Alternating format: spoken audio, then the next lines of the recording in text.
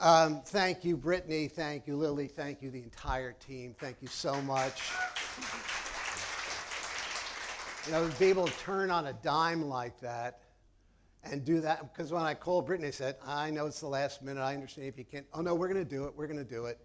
And not only did they do it, what did they do? Was that not just magnificent? Ah, thank you. One of the reasons I love Daniel Nahmod, who's a posse music artist, and Richard McDeasy, former music director here, introduced us to so many of those artists. And Daniel played here at least once or twice here on this stage. 3 times. There you go. And I'll tell you, he is the absolute troubadour of when you get knocked down in life, you get back up. And you can hear, some of the struggles he had to go through as a musician, but my goodness, how transcendent. So how do we go from that to this, right? Like, what the heck is he going to be talking about this morning, right? So your money or your life. Now, I know that there are some people in their 50s, 60s, 70s, 80s, who are young at heart, who remember Jack Benny, right? Some of you do, right? Yeah. He's the one on the left, by the way. And for you old souls who are 20, 30s, and the 40s, you may not know this, but Jack Benny was really a very big-named American comedian, both in radio and television, and he had a shtick. And part of it was that he loved money, had this love of money, but he was also very miserly. So he had this bit where he's walking down the street, guy pulls a gun on him, says, all right, buddy, your money or your life. And there's a pregnant pause. He said, I said your money or your life. And Benny says, I'm thinking. And sometimes in life we think, is it your money or your life? I mean, in this sense, let's look at the word life for just a moment. We think of it as, sure, it could be your 50 to 100 years that you're sitting here on the planet and living, or it could mean the light behind your eyes, that life, that who we are, our soul life, our excitement, our passion. Years ago, and some of you are probably young enough to remember, Do What You Love, The Money Will Follow by Marcia Sintire. I don't know if it's still in print or not, but when it came out, I would say maybe in the 1980s, I'm not sure, but whenever it came out, it almost seemed as if that was a revolutionary idea of sorts, that you can really do what you love and be abundant and make the money as opposed to, coming out of the 50s and 60s, men and women, reported to the company boss and worked for the company store. And the whole notion that you could break out of that and do what you love to do and prosper was, not a really popular notion. But she wrote the book on that. And I would say whether you're talking about me, or we're talking about you, or we're talking about Unity Renaissance, the question is it possible to have your money and your life?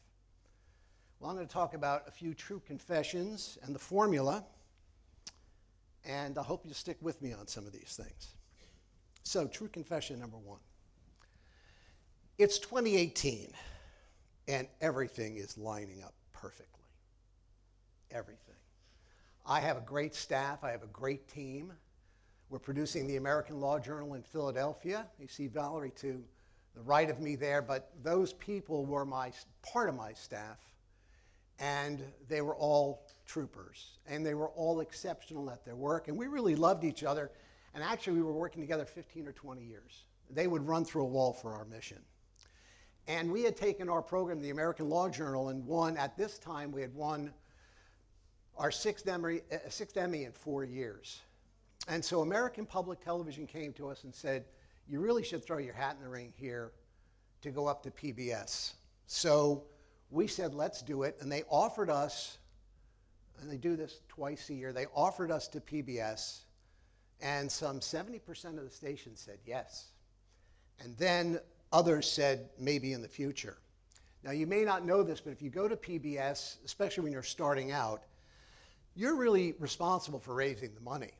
Well, the synchronicities just kept happening. And we were introduced to a public media foundation in Richmond, and we sat down and we absolutely wowed their board of trustees to the tune that they were going to provide us with several $1 million to start. And if we did well, they'd continue to support us. And they basically orally told us what the contract was going to be. It was perfect. Everything lined up. Everything was well. Until it wasn't. And when they gave us the contract and put it in front of us, it was a contract of adhesion. And for the lawyers in the group, legal speak, it's a contract where all the terms are weighted for one side of that issue for one of the two parties. And we weren't that party. And long story short, because I don't have time to go into it, we negotiated with them. We went to other parts of the board. We did a little arguing. Our lawyers didn't come together. Nothing came together. And long story short, this team that I had assembled, this vision that I had created, this thing that I knew was supposed to happen, everything was lining up. I mean, from the left-brained everyday occurrences to the feeling and the synchronicities were abundant, and it fell through. And that autumn, I also got a cold, which triggered tinnitus in my ears. I had this ringing in my ears. Of course, no one's going to think this in this room, but you start thinking, what am I not hearing? What am I not listening to, right? It's not just the fact that it's a physical problem. It's like, metaphysically, what's going on here? Couldn't figure it out. And then to add insult to injury, that autumn, the Boston Red Sox won the World Series, and I'm a Yankee fan, and that really sucked. So it wasn't the best of times, let's put it that way. So what to do? So what to do? I didn't know where to go. I wasn't really sure what to do. And again, it wasn't just simply because I had not succeeded in creating this. What I was called into question was my guidance system. We all have guidance systems, right? It's not just merely rational. We get dreams, we get prompts, we get intuitive prompts, we get synchronicities. I was lost. I really didn't know what to do. And by the way, it wasn't just me, but Valerie. Both of us, if you will, at that point in time, our income stopped. It wasn't just me, it was Valerie. Now, thankfully, we were in a good enough place, but all the things that we had invested in for the time, and I don't really believe in retirement. When they scatter my ashes on the ocean, that's when I'll retire. But I thought there was a third act for me. So I was disillusioned. And when you're into metaphysics and you're into spirituality, you come to Unity Renaissance, you think you've got maybe not all the answers, but you don't think you're in a cul-de-sac, and it's a WTF moment, God. What the heck is going on in my life? So what did I do? Well, I'd always wanted to write a book. So I sat down, and my two greatest loves are American history and metaphysical spirituality.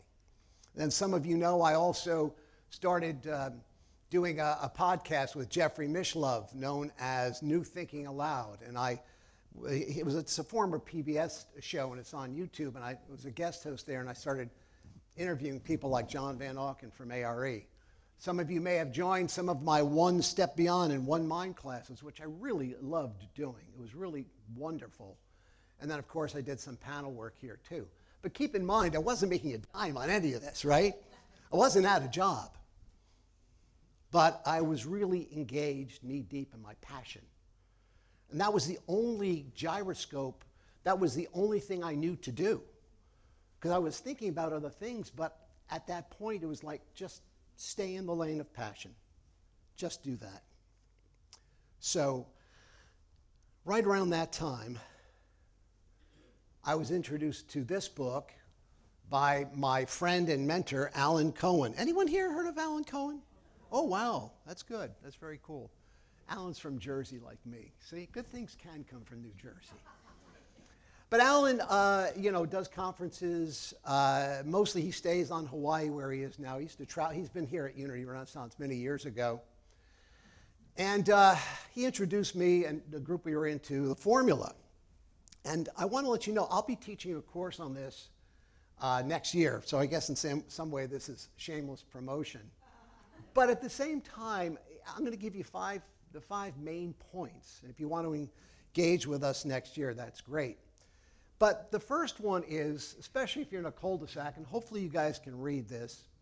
Number one, and again, this is for children of all ages. I don't care if you're 18 or if you're 80. If you're in a body, you still got more stuff to do, right? We all have more things to do. Number one is follow your passion.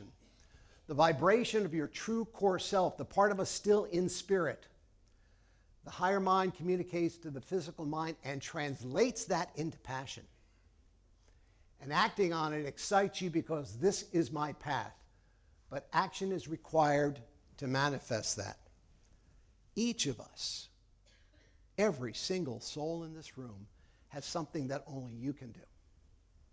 Each and every one of us.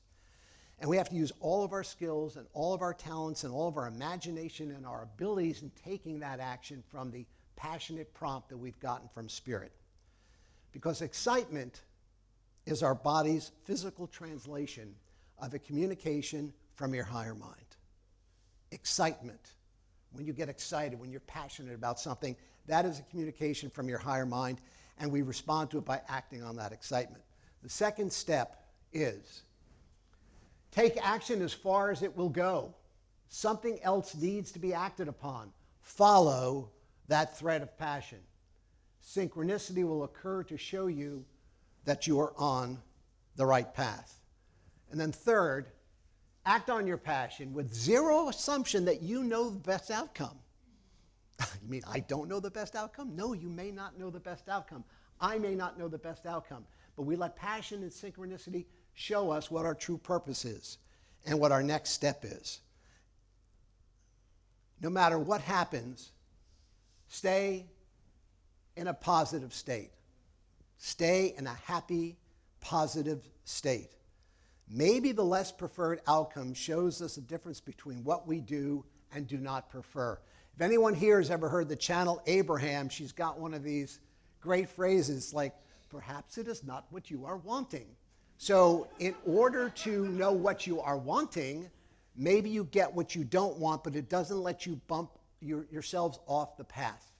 You stay on that path of passion, and it will lead you to where you need to go next.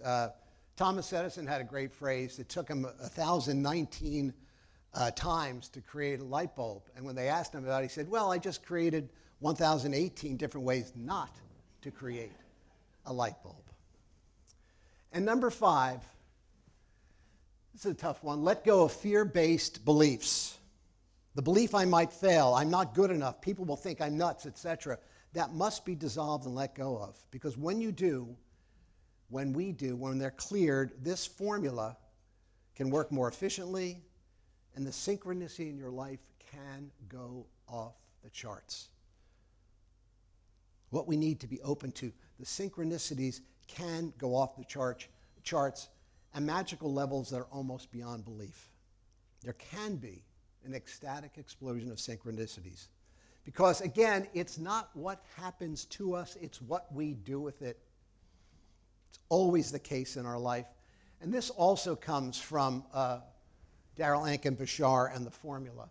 If you don't act on your passion, the higher mind will not send you any more opportunities to do so until you act on what it's already been given or already sent to you, because that wouldn't make any sense. But if you act on those leads over and over again, the higher mind says, you are receptive. You are following my lead, so I will send you more opportunities that contain excitement and passion for you to act on it because you are willing to do so. And then you will accept the guidance that will lead you through life in a joyful way. And again, I say Darrell Ankin-Bashar because even though, again, my friend and mentor, Alan Cohen, had introduced me to this information, purportedly the information comes from an alien. So that's why you saw the little green man there at the front end of all of this. I don't care where it comes from. I mean, years ago when Edgar Cayce channeled, people were like, well, I can't believe in this. It's coming through a guy just channeling. We don't know from where. And then people started listening, and they put that aside and said, okay, I don't know what this looks like. I'm going to listen to the work. I'm going to listen to the words. Does it resonate with me? So it's not because of where it may be coming from. It's what it says to you. Does it ring true for you? And again, again, that is Daryl Anka and Bashar. And we're actually hoping to have him at ARE in 2026. We'll let you know if that's the case. But this book right here, and this is another one that Alan Cohen, but many others like to talk about and look at. And I love this quote that comes from this book. Trust would solve every problem now. So we've been praying, we've been acting, we end up in a cul-de-sac that's that WTF moment, what's going on? Trust would solve every problem now. Confession number 2. It is the summer of 2022. Valerie and I have just gone to bed. We're still awake. We get a call. It's from Sidney Kirkpatrick. He is the New York Times best-selling author. He just passed away recently. He wrote what I consider the best book on Edgar Cayce's life, An American Prophet. Christopher, I have something to tell you. All right, Sidney, I know it's only 8 o'clock in LA, but it's 11 here. What's on your mind? He said, Kevin Tedeschi and ARE have just parted ways. I said, oh my, really? He goes, yeah. He goes, you know what this means? I said, no. He said, you have to become the next CEO of ARE. I was like, whoa, hold on just a minute here. Let's just, let's think about this. And so I talked to him and I said, look, Sidney, I will consider it, but I'm going to need something synchronistic. I'm going to need a dream. I'm going to need a prompting. Something intuitive is going to have to come to my doorstep and show me that this is the way to go. I said, you good with that? He goes, absolutely. So weeks and weeks and months go by. Nothing's happening outside the ordinary. And they had a list of about 12 people, and they had winnowed it down to 5, and then 4, and then 2. And I'm up in Connecticut, and I get 4 synchronicities in 1 week. One of them is sitting in this front row right here. Donna Corbett, who I hadn't talked to in a long time, calls me up. She goes, Christopher, you know what's going on? I said, what? She goes, why aren't you applying for that ARE job? I said, well, I don't know. But I did just get 3 synchronicities this week in addition to your phone call. So when I approached ARE, I said, where's the situation at right now? And they said, well, we're down to 2, and we're going to choose between. I said, that's fine. That's great. That's good. And they picked one, and that person was there for like a minute, and then they picked another. And so when Dr. Nicole Charles was chosen, I was like, great, this is wonderful. I supported her. But 2 weeks after she was chosen, I got a dream. Now, some of you know that in a past life, in this life, I studied at the Christian Broadcasting Network many, many years ago for broadcast journalism work. And obviously being a metaphysical person in that area, sometimes you'd have very interesting spiritual discussions, and sometimes you would not. Often you would not reveal, because some of them couldn't handle it, which I understood. So in the dream, I'm talking to some reporters that I knew back in the day at CBN. And I was trying to tell them, Edgar Cayce and metaphysics is not that far apart from what you thought. And they weren't getting it, kind of. And I looked at them and I said, well, you're looking at the next CEO at ARE. So that was in a dream. It was 2 weeks after Nicole was hired. And I just kind of let it go. And you know how dreams are sometimes. We take them either literally or we take them symbolically, or sometimes we go, I don't know what that means. And I didn't even really, I laid it off to the side and I didn't even think about what it could possibly mean. And so, late last year, after Nicole left, people asked me, would you like to apply? And I said, now I would. And a bunch of folks applied, and you guys know the story. At the end of the day, they asked me to take this position. Now, I've been there 6 months. It feels like it's been a lifetime in some ways, because so much has happened in such a short period of time. But I have to tell you that everything that I've done in my life has prepared me for this moment, and I just didn't know it. The law work I did, owning my own business, being on a 501c3 nonprofit board for many years, right? These guys are finally going to be happy to get rid of me, you know? They've seen my face so much. But all of those things played into this. I didn't know. If you had told me 5 years ago that this was going to happen, I would have said, no way that that's going to happen. You know, one of the historical figures that I find to be so captivating is Winston Churchill. And I'm not saying I'm Winston, but I felt as if I were walking with destiny and that all my past life had been but a preparation for this hour. And that's just honestly how I feel. And I still don't know what's next, but I just know, like the words of that song, I won't sing it for you, but I'm in the right place at the right time. I'm just where I'm supposed to be. And there's just something really, really wonderful about knowing that. Another person and again, I going back to Marcia's, oh no, this is just a quick clip. We've been doing some really wonderful interviews and things like this at ARE. We're going to be doing so much more. This is Daniel Sheehan. He's an attorney. He litigated Watergate, the Pentagon Papers, and Lakota tribe at Standing Rock, and he's now at the forefront of UFO disclosure. So I've now got my law and my metaphysics and my woo and, you know, everything blended into one. And it's on the ARE website. We're going to have him back again because he appears before Congress, and he actually squeezed this in between congressional meetings in Washington. He had one day. He came down to Virginia Beach, and he joined us, and he's just really captivating. And we like to now say at ARE, it's like, what do you guys like to address? I pretty much say everything from Jesus to aliens. Kind of covers the waterfront, doesn't it? So this is, and of course, this goes back to what Marcia Suntire said, you know, can you do what you love and the money will follow? And one of the people we studied here in a course that Reverend Paula taught, we studied Howard Thurman, who was Martin Luther King's greatest influence. And he wrote the book Jesus and the Disinherited. And you may not know who he is, but I bet you've heard this phrase. Don't ask what the world needs. Ask what makes you come alive and go do it. Because what the world needs are people who have come alive. It's right there. And so, is it your money or your life? Or is it your money and your life? Is abundance and passion our birthright?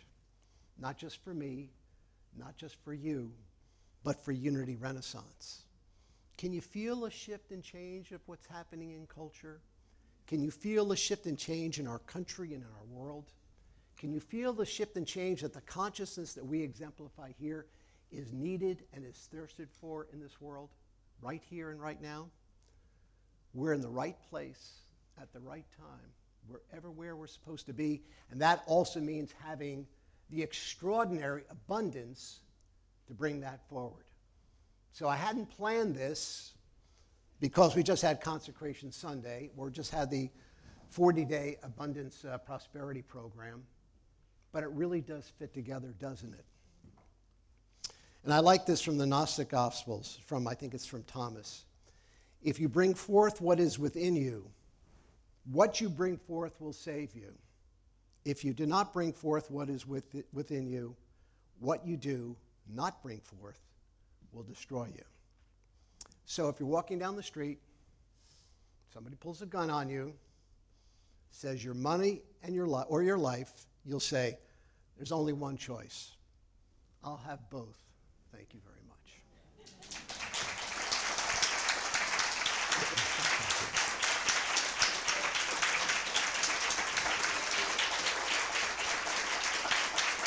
Thank you. Let's go ahead and go into meditation. So both feet on the ground, and taking a deep, deep breath.